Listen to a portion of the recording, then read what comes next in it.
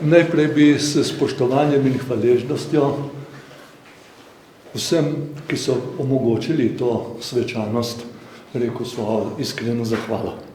Gre za pomemben dogodek, ki ima zgodovinske razsežnosti, kot smo slišali tudi iz drugih besed izrečenih pred mano. Moja prijatelja in kolega Božo Repe in Bojan Valkovec sta me pred enim letom, pa tudi zdaj, povabila k sodelovanju, da bi povedal nekaj bolj osebnih oziroma čustvenih besed o mojem očetu. Moram reči, da je bil moj oče na kočevskem zboru eden med pobudniki in prvi delovni predsednik. Tako da je tudi pomembno sodeloval pri oblikovanju vsebinskih odločitev, ki dolgoročno določajo usodo slovenskega naroda na poti do svobode, državnosti in do mednarodne uveljavitve. Jaz sem si nekako mislil, da bi par besed povedal v imenu naše družine. Moj oče je oče 4 otrok, Katje, Nikota, Vladimirja, Mirkota, mene in Vere. In vedno ko smo se pogovarjali v našem družinskem krogu, smo si izoblikovali določene poglede, ki jih zdaj tukaj predstavljam. Drugi del tega mojega kratkega prispevka je pa posvečen temu, da je bil, kot je v naslovu povedano, Kočevski zbor, Osvobodilna fronta slovenskega naroda in Bogdan Osolnik kot diplomat in pravnik. Bom se potrudil biti bolj kratek. Bogdan Osolnik je bil domoljub, kar je izhajalo iz njegovega družinskega in domačega okolja. Oče in mati sta bila zavedna Slovenca, ki sta skrivaj pribežala iz Italije v kraljevino Srbov, Hrvatov in Slovencev 20. leta. Domoljub pa je bil tudi Bogdanov stric, slavist in pisatelj Ivo Grahor, ki je na mojega očeta močno vplival. Pa tudi Mara Rupena, pozneje Osolnik, prav tako delegatka na Kočevskem zboru in na Avnoju, je bila iz zavedne slovenske družine. Oba sta, čeprav rojena v razmeroma ugodnih družinskih razmerah, zgodaj spoznala veliko materialno in duhovno revščino, v kateri je stoletja živelo slovensko ljudstvo, kateremu pa sta zavestno pripadala.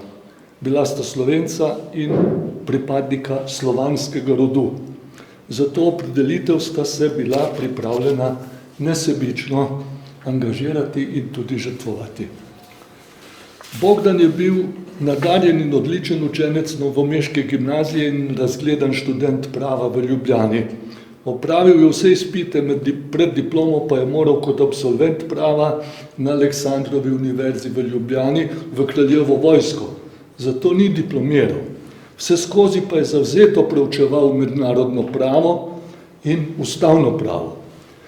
Tudi njegov oče France je delal na novomeškem sodišču.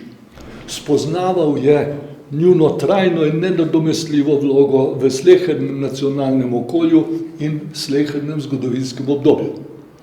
Po nemški Nürnberški skupščini, ki je leta 1933 razglasila svojo agresivno rasistično politiko Deutschland über alles, in po sprejetju berlinskih zakonov leta 1936, s katerimi so Nemci ustanovili tehnični sistem tovarn smrti in tako imenovana delovna taborišča za Slovane, da povedali uničenje pripadnikov nižje rase, Judov, Romov in Slovanov in v prvi vrsti tam imenovanih Slovencev, se je zavedel grozeče nevarnosti, ki je nato doletela njegovo Dravsko banovino in sploh kraljevino Jugoslavijo aprila 1941. Res ga je vojna zajela kot voznika vojaškega ambulantnega vozila v Bosanskih hribih, italijanski agresorji, okupatorji pa so ga odpeljali v taborišče Gonars.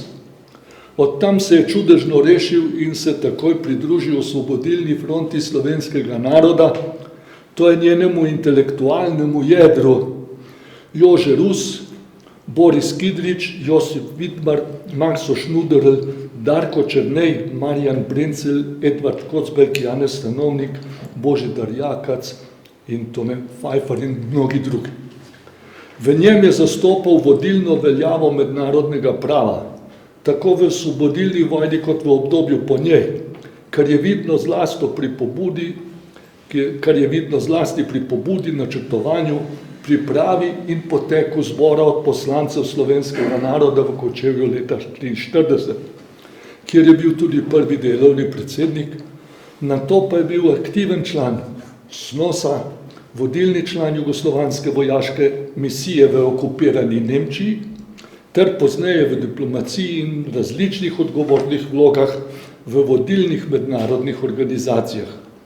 Bil je tudi dolgoletni sodnik Ustavnega sodišča Socialistične republike Slovenije. Naš oče je bil intelektualec in svetovljan. Kot humanist je vedno nastopal proti primitivizmu in nasilju. Sodobniki so ga imeli za umirjenega, pravičnega in pogumnega soborca. Naj dodam, da je bil skromen, delaven, vesten, da je bil široko razgledan, da je bil poliglot, da je vedno cenil znanje, kulturo in umetnost. Igral je violino, slikal je slike in tako naprej. In to je prenašal tudi na nas. Ob tem pa se je vedno zavedal moči in odgovornosti prava. Ob Kočevskem zboru slovenskega naroda in antifašističnem vijeću v Jajcu je bil nato izvoljeni poslanec Slovenske ustavodajne skupščine 46, večkratni poslanec Skupščine Socialistične republike Slovenije, na te več desetletij aktiven poslanec oziroma delegat v Skupščini Federativne narodne republike Jugoslavije oziroma pozneje Socialistične federativne republike Jugoslavije v Beogradu in predsednik njenega družbenega zbora. V kronološkem zaporedju je bil v času narodno-osvobodilne vojne sekretar Osvobodilne fronte za Dolenjsko, sekretar Osvobodilne fronte za Gorenjsko, aktiven član STOS-a, prvi komandant osvobojenega Maribora in nato Novega mesta leta 1945, uradni dopisnik s Koroškega, urednik časopisa Ljudska pravica, minister za kulturo v Narodni republiki Sloveniji, direktor Radia Jugoslavija v Beogradu, vodja jugoslovanske vojaške misije v od zmagovite peterice zasedeni Nemčiji, sekretar v jugoslovanskem veleposlaništvu v Moskvi, minister za kulturo in prospeto Federativne narodne republike Jugoslavije in minister za informacije Socialistične federativne republike Jugoslavije, član jugoslovanskega odbora pri prvi konferenci neuvrščenih držav v Beogradu 61. leta in mnogih drugih funkcijah. Poudariti moram, da je prvi osebno informiral predsednika Jugoslavije, tovariša Josipa Broza Tita, o krivičnosti tako imenovanih dahovskih procesov in osebno sprožil njihovo revizijo. V poznejših letih si je zlasti v programih in delu Zveze borcev kot direktor Inštituta za zgodovino delavskega gibanja v Ljubljani in predavatelj na FSPD, danes Fakulteta za družbene vede, prizadeval za dokumentirano prikazovanje dogajanja v času narodno-osvobodilne vojne na Slovenskem 41-45 in da je ustanovil tudi neizbrisno zbirko Nov in Pos v 25 knjigah. Napisal je več tovrstnih in drugih prispevkov, med njimi tudi 14 knjig, med njimi monografijo o koreninah slovenske državnosti leta 1998. Te njegove knjige stvarno prikazujejo njegov rod in čas. Na koncu še povem, da ga je v vseh teh pomembnih časih in dogodkih zvesto spremljala naša mama, Mara Rupena-Osolnik, s katero sta si delila življenje in delo ter ustanovila družino, ki se trudi ohraniti spoštljiv spomin na njo in na njuno požrtvovalno domoljubno prizadevanje. To bi bil prvi, morda preveč čustven del. Naj omenim zdaj še Bogdan Osolnik kot član Osvobodilne fronte slovenskega naroda. Glede Osvobodilne fronte slovenskega naroda je v letu 42 in dalje Bogdan Osolnik zavzemal za prostovoljno članstvo, izvoljena delovna telesa, skupno določen in javno objavljen program, edini, ki je v takratnem času imenoval in zastopal ime Zedinjene Slovenije in za v razpravi skupno določene cilje, o katerih potem ni več dvoma. Prvenstvo je priznaval slovenskemu društvu Sokol, ki je imelo po evidenci njegovega starešine, dr. Jožeta Rusa, nad 100.000 poimensko podpisanih članov, pripravljenih in usposobljenih za vojaško življenje. In takrat organizacijsko edini usposobljeni organizaciji za vojaško in sploh tehnično področje maloštevilni, ilegalni slovenski komunistični partiji, ki je takrat štela 141 članov. Kar zadeva Kočevski zbor od poslancev slovenskega naroda, je prav tako spodbujal in načrtoval vse splošno izvoljeno zastopstvo, vključno s pravicami žena in skupno določene programske usmeritve, obsegajoče celo slovensko zgodovinsko določeno geografsko, etnično in socialno področje. Pri tem je pred ožjimi lokalnimi interesi upošteval določila veljavnega pravnega reda in terminologijo mednarodnega prava, ki med drugim jasno določa status in s tem tudi usodo surogatov okupatorja in agresorja ter agresorjevih in okupatorjevih kolaborantov po vojnah, kar je danes povsem pozabljeno in zabrisano v slovenskem zgodovinopisju, pravu in politiku. S tem nevedni današnji akterji zanemarjajo nespremenljive temelje miroljubne evropske in svetovne politike, utemeljene na sklepnih točkah Atlantske konference, na sklepnih členih Nürnberškega procesa iz leta 1946 ter listine OZN o človečanskih pravicah. Na koncu tega pričevanja poudarjam, da svetovna, evropska in slovenska zgodovina v današnjem času potrjujejo daljnosežnost in upravičenost sklepov Kočevskega zbora in na njegovih dosežkih utemeljenih poznejših dogodkih na ozemlju Slovenije. Bogdan kot pravnik in kot humanist.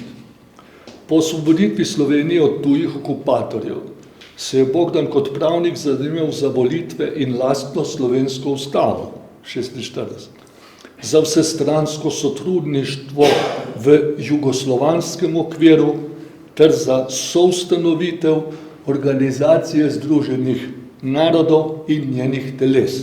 Jugoslavija je bila med pobudniki in ustanovitelji OZN, za priznanje Avstrijske državne pogodbe ter za članstvo Federativne narodne republike Jugoslavije v prvih evropskih integracijah, v tako imenovanem premogovniškem druženju in nato v Evropskem svetu za kulturo leta 1954. Evropskem svetu za kulture, predhodnikom sedanje Evropske unije, kar je pozneje na mednarodnem prizorišču odločilno prispevalo k priznanju in uveljavitvi samostojne Slovenije.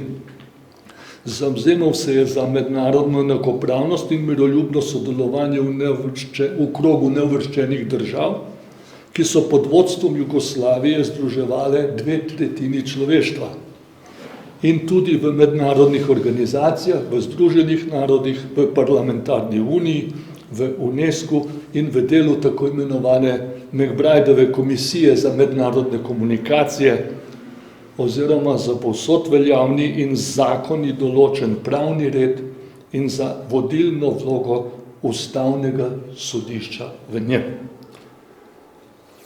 Poudarjam, da se je povsod zavzemal za spoštljivo in strpno sodelovanje ter argumentirano razpravo in doslednost pri uresničevanju skupnih ciljev. Na koncu omenjam samo še njegovo pisateljsko delo. Pisal je o svojem rodu in času in ne o sebi. O tem govorijo njegove objavljene knjige in njihovi ponatisi. Hvala.